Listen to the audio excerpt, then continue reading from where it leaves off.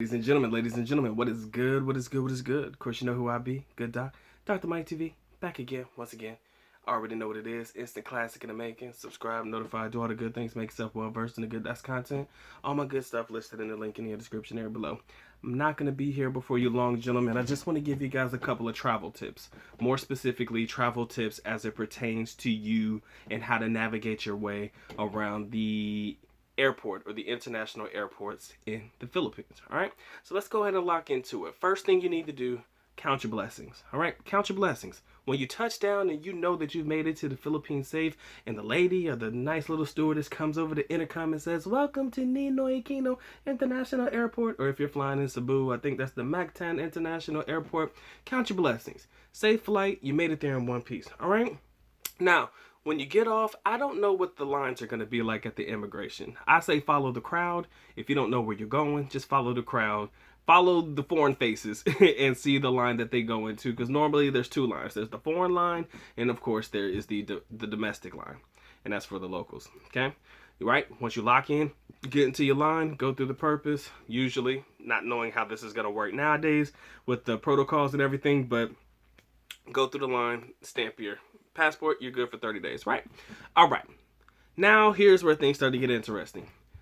Tip number one, do not get help unless you're willing to pay for it in the Philippines airports, for sure. Do not get help of any kind unless you're willing to pay for it. If somebody comes up to you and they're like, "Oh, sir, can I help you with your bag? Can I help you with this? Can I help you with that?"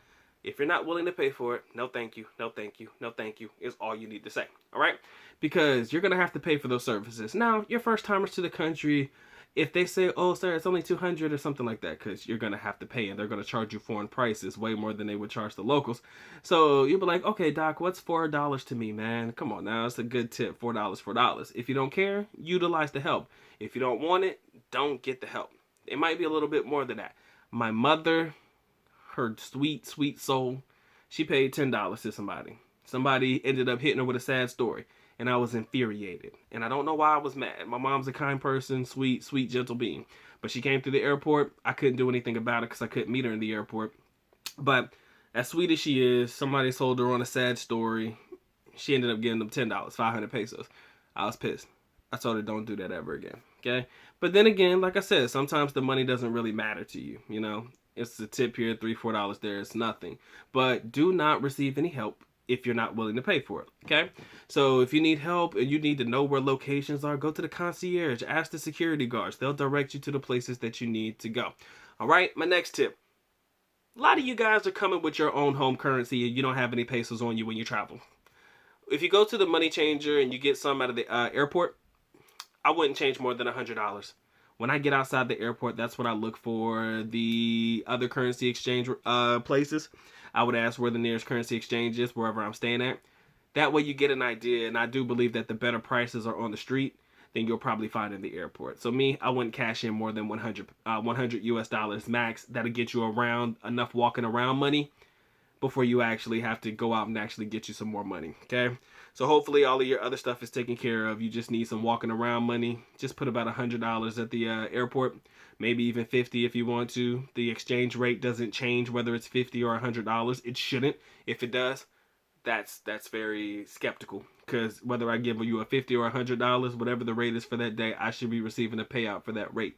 Okay, so you make sure you want to get the best rate that you can. I do believe the best rates are outside of the airport. Okay, so moving on to number 3, the good old taxis. All right, a lot of you guys may not have the Grab application on your phone. When you get to the Philippines and you get a chance to settle in, do the Grab application. If you arrive at a decent enough time, you can go to the Grab stand, or ask somebody, "Where's the Grab stand?" and they'll get you a car for you. All right, that's when you're leaving the airport. But again, if you're going to utilize Grab within the country, you got to download the application for the Philippines so that you can go ahead and order your cars accordingly. The last time I came in at about 12 to 1 a.m.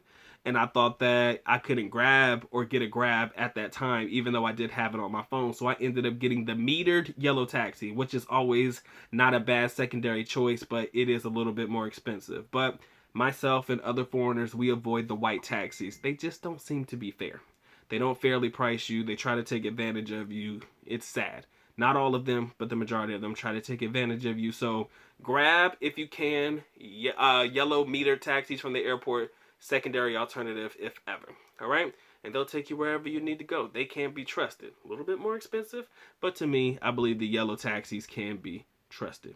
Again, only if Grab is not an available option. So that's pretty much a quick little run through of what I would do in reference to travel tips and arriving at the international airports in the Philippines. If there's anything else that you want to know, comment section below. This has been a good Doc. Y'all take care. Y'all stay blessed. Doc is out. Peace.